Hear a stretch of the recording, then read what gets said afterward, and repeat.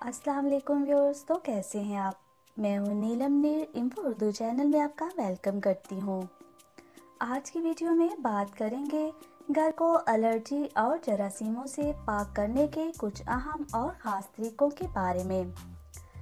Allergy और viral बीमारी वैसे तो हमें नज़र नहीं आती, लेकिन अगर घरों में चंद ऐसी तदाबीर अख्तियार करें तो इन जरासीमों से बचा जा सकता है, ताकि हम बीमारियों से महफूज रहते हुए मुख्तलिफ किस्म की अद्वियात से भी बच सकें।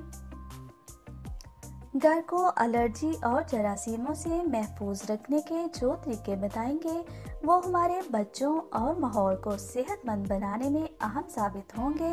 तो आइए शुरू करते हैं। नंबर 1, घर में पौधे लगाएं।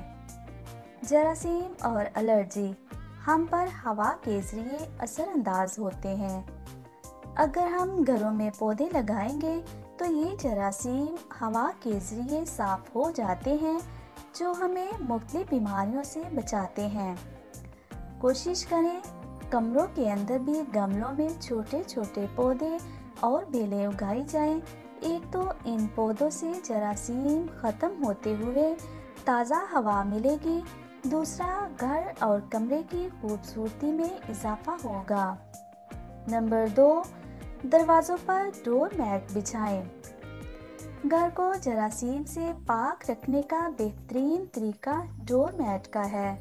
जब हम दरवाजे पर मैट बिछाते हैं तो घर के अंदर और बाहर आने जाने वाला अफराद बखूबी समझ जाता है कि जूता साफ करके उधर ही उतार के घर के अंदर आना है। फिर ये तरीक़ेकार मुख्तलिफ किस्म के जरासीमों से महफूज रखता है और दूसरा घर भी साफ सुथरा नज़र आता है। कोशिश करें घर के अंदर जूते का इस्तेमाल ना करें, बिना जूते के ही चले फिरें या फिर कोई अलग सा जूता रखें जो सिर्फ घर के अंदर ही पहना जाए, बाहर नहीं। नंबर 3, घर के पर्दे। जहाँ पर्दे घर की खूबसूरती में इजाफा करते हैं वहाँ डस्ट और दीगर जरासीमों को अपने अंदर जज़ब कर लेते हैं, इसलिए कोशिश करें 15 दिन के बाद पर्दों को गर्म पानी से धोया जाए, ताकि घर की खूबसूरती भी बरकरार रहे और दूसरा जरासीम भी पैदा ना हो। नंबर 4, घर के फर्श को फिनाइल से धोएं।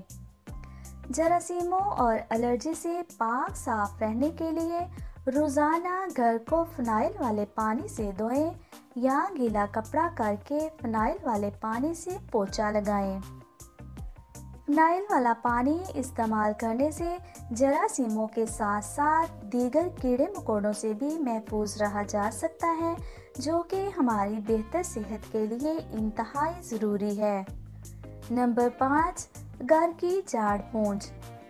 फर्श को फिनाइल से साफ करने के बाद रोज़ाना घर के दरवाजे, खिड़कियां और रोशनदानों को अच्छे से साफ करें, ताकि उनमें जमी हुई मिट्टी, डस्ट वगैरह अच्छे से निकल जाए। किसी ऐसे कपड़े से सफाई करें जो डस्ट को अपने साथ अच्छे से जज़ब कर ले, ताकि जरासीमों और बीमारी से महफूज रहा जा सके। नंबर 6, जाले उतारना। हर 15 या 20 दिन के बाद घर के तमाम कोनों को साफ किया जाए। अगर कुछ देर जाला ना उतारा जाए तो जाले के साथ कीड़े भी पैदा हो जाते हैं, जो जरासीम पैदा करके बीमारियां पैदा करते हैं।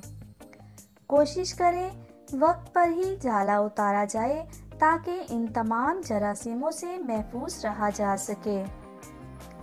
नंबर 7, कारपेट से निजात हासिल करें। कारपेट जरासीम को हमारे जिस्म का रास्ता बताता है। कारपेट बहुत सारी डस्ट, मिट्टी वगैरह को अपने अंदर जज़ब कर लेता है, ताकि जब उनके ऊपर उठा बैठा या लेटा जाए तो वायरल इन्फेक्शन और एलर्जी का प्रॉब्लम हो जाता है। कोशिश करें कि कमरों में कारपेट का इस्तेमाल ना करें। कारपेट की जगह किसी ऐसे कपड़े या चटाई का इस्तेमाल करें जो थोड़ी देर के इस्तेमाल के बाद धोने से जल्द साफ हो जाए। नंबर 8, बेडशीट्स और तकिए को धोएं। घर में तमाम तकियों और बेडशीट्स को कम से कम हफ्ते में एक बार ज़रूर धोएं। ये ऐसी चीज़ें हैं जिनका इस्तेमाल बहुत ज़्यादा होता है और गंदे भी जल्द हो जाते हैं। अगर हफ्ते बाद ना धोया जाए तो ज़्यादा जरासीम के इम्कान पैदा होते हैं, जो सेहत के लिए इंतहाई नुकसानदायक है। जी तो व्यूवर्स, अपनी और अपने प्यारों की सेहत का ख्याल रखते हुए इस वीडियो को सबके साथ शेयर करें, ताकि ज़्यादा से ज़्यादा जिंदगियों को इन जरासीमों से पैदा होने वाली बीमारियों से बचाया जा सके।